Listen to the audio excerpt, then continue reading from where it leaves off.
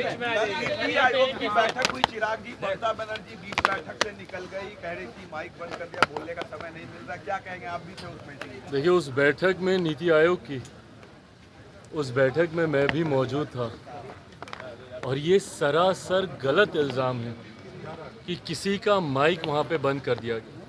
पहली बात तो जब ये विपक्ष बोलता है कि माइक बंद कर दें, उस माइक का कंट्रोल वहाँ पे बैठे किसी भी व्यक्ति के हाथ में नहीं होता है, उस व्यक्ति के खुद के हाथ में होता है। ना लोकसभा में, ना राज्यसभा में, ना ऐसी किसी बैठकों में।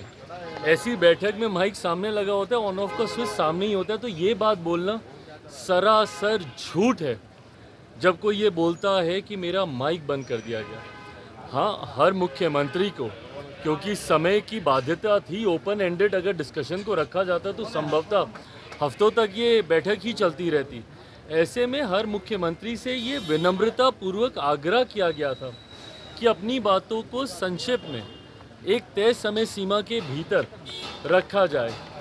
जब वो समय सीमा पूरी हुई, सिर्फ एक रिमाइंडर के तौर पर उनको ज़रूर, जैसे तमाम मुख्यमंत्री को दोबारा से नोटिफाई किया गया कि भाई आपका समय समाप्त हो रहा है, इस तरीके से। बट उसके बाद जिस तरीके से बंगाल की मुख्यमंत्री ममता बनर्जी जी एकदम से उत्तेजित होकर उस बैठक को बीच में ही छोड़कर चली गई, मुझे लगता है ये आचरण गलत है। अगर आपको अपनी बात को रखना भी है, कोई नाराज़गी भी है, तो आप वहीं पे रखती ना, बोलती कि अभी मुझे और बोलना है, मुझे और कहना है। हम सब वहाँ पर मौजूद थे। प्रधानमंत्री जी स्वयं उनको सुनना चाहते थे, वित्त मंत्री जी स्वयं वहाँ पे मौजूद थी, वो भी चाहती थी कि भैया क्या बजट को लेकर वो अपनी बातों को रख रही हैं। बट जिस तरीके से उनका आचरण था, इससे ऐसा लगता है कि विपक्ष की पहले से ही ये सोची समझी एक रणनीति का ये हिस्सा था कि वो जाएंगी, हंगामा खड़ा करेंगी और नीति आयोग जिस मकसद के साथ हम लोग वहाँ पर बैठे थे, उसके मकसद को डाइवर्ट कर सिर्फ अपनी ओर पूरा ध्यान केंद्रित करने के उद्देश्य से ये इस तरीके की कार्रवाई की गई है। कांग्रेस के साथ 4 सीएम ने बैठक को अटेंड नहीं किया, कहा बॉयकॉट कर दिया, और उन्होंने कहा कि हमारे साथ बाकी स्टेट के साथ नाइंसाफी हुई है जिस तरीके का बजट आया है। भाई, मेरी समझ के परे है। अगर आपको ऐसा लगता भी है, किसी भी राज्य को अगर ऐसा लगता है कि उनके साथ नाइंसाफ़ी हुई है, तो यही वो उचित फोरम है ना।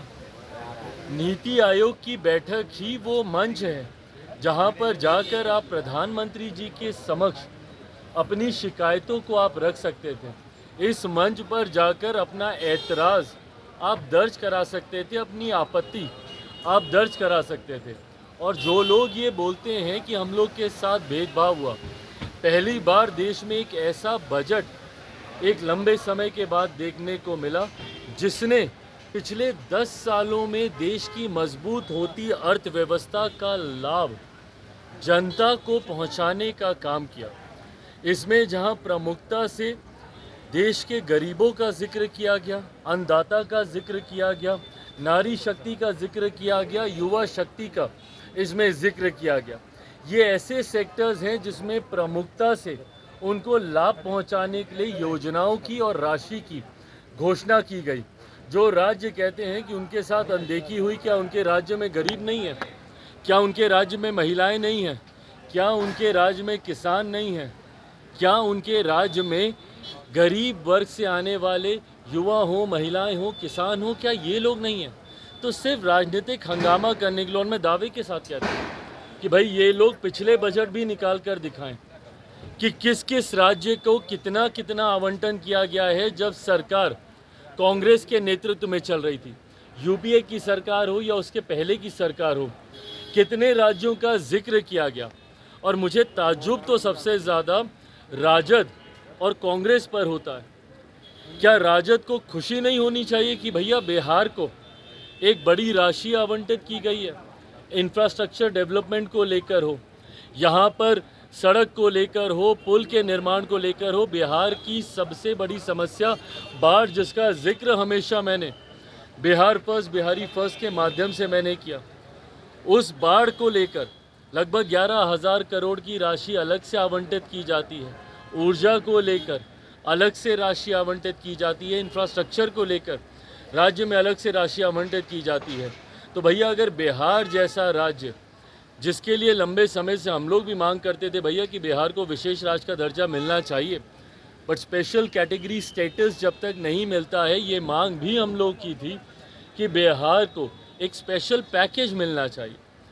आज मैं धन्यवाद करूंगा माननीय वित्त मंत्री जी का, और विशेष तौर पर मैं धन्यवाद करूंगा मेरे प्रधानमंत्री आदरणीय नरेंद्र मोदी जी का। मैं अपनी तरफ से, अपनी पार्टी लोक जनशक्ति पार्टी रामविलास की तरफ से प्रधानमंत्री जी और वित्त मंत्री जी का धन्यवाद करूंगा कि एक लंबे समय से जो बिहार और बिहारियों की मांग थी, उस मांग को सुना गया है, उस मांग को पूरा किया गया है। अगर इस पर भी अगर राजद और कांग्रेस को अगर ऐतराज़ है, तो ये वही लोग हैं जो कतई बिहार का विकास नहीं चाहते हैं। चिराग पासवान मॉनसून सत्र चल सदन से गायब। भैया मुझे नहीं पता, बट अपनी जिम्मेदारियों का एहसास हर किसी को होना चाहिए। महत्वपूर्ण सत्र है और हर सत्र महत्वपूर्ण होता है। ऐसे में विपक्ष के नेता की भूमिका और ज़्यादा महत्वपूर्ण हो जाती है। आप कोई साधारण विधायक नहीं ना हैं, आप एक संवैधानिक पद पर हैं, और आपके पद की गंभीरता बढ़ती है जब आप विपक्ष के नेता की भूमिका में होते हैं। ऐसे में उसको गंभीरता से लेना ज़रूरी है। मुझे नहीं पता कि वो क्यों विधानसभा से गायब थे, पर कारण जो भी हो, इसको भी उतना ही महत्व देना चाहिए। एक सवाल है कि कांग्रेस की विधायिका है कर दिया गया है। नेहा तिर्की, उन्होंने सवाल खड़ा किया है कि रामगढ़ में बिहार के लोग मुखिया क्यों बनते हैं? डेमोग्राफी चेंज करने सवाल है। क्या चीज़? रामगढ़ में बिहार के लोग आकर मुखिया क्यों बनते हैं? बिहार, वहाँ पे रामगढ़ में बिहार के लोग मुखिया क्यों बनते हैं आके? क्या मतलब? कांग्रेस की नेत्री है, उन्होंने झारखंड के सवाल किया कि झारखंड में आके क्यों आके बिहार के लोग आके मुखिया बनते हैं? देखिए, ये क्षेत्रवाद फैलाने का प्रयास विपक्ष के नेताओं के द्वारा से समय समय पर होता रहा है।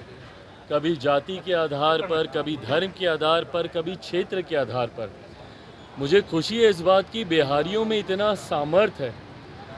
आप सबसे बड़े पदों से लेकर एक मजदूर की श्रेणी में भी आप देखिएगा तो देश के हर राज्य में एक महत्वपूर्ण भूमिका बिहारी निभाते हैं। आप बड़े बड़े बिजनेस हाउसेज में चले जाइए, वहाँ पर आपको बिहारी मिलेंगे। बड़े बड़े मीडिया हाउसेज में आप चले जाइए, बड़े बड़े पदों पर वहाँ पर आपको बिहारी मिलेंगे। कहने की ज़रूरत नहीं है, सबसे ज़्यादा IAS IPS ऑफिसर्स हमारे बिहार से आते हैं। बड़े बड़े अधिकारियों के पद पर विभिन्न राज्यों में, कल नीति आयोग की बैठक में हम मौजूद, वहाँ पर भी कई ऐसे बड़े अधिकारी जो विभिन्न राज्यों में बड़े पद पर हैं, उन्होंने भी आकर जब अपना परिचय दिया तो उन्होंने बताया कि वो भी बिहार से हैं। और वहीं एक ऐसा बड़ा तबका भी बिहारियों का है जो विभिन्न राज्यों में जाकर मजदूरी का काम करते हैं और उस राज्य की अर्थव्यवस्था को गति देने का काम करते हैं। ऐसे में मुझे गर्व होता है एक बिहारी होने के नाते कि बिहारी इतने सक्षम हैं जो आज देश के अलग अलग कोने में भी अपना झंडा बुलंदी से वो फहराने का काम कर रहे हैं। पर जो लोग ऐसी टिप्पणी करते हैं, वो लोग सिर्फ क्षेत्रवाद के आधार पर बांटने की साजिश करते हैं। मैं मानता हूँ भारत सिर्फ भारतीयों का है और भारतीयों को ये संवैधानिक अधिकार है कि देश के किसी भी कोने में जाकर वो कार्य कर सकते हैं। धन्यवाद।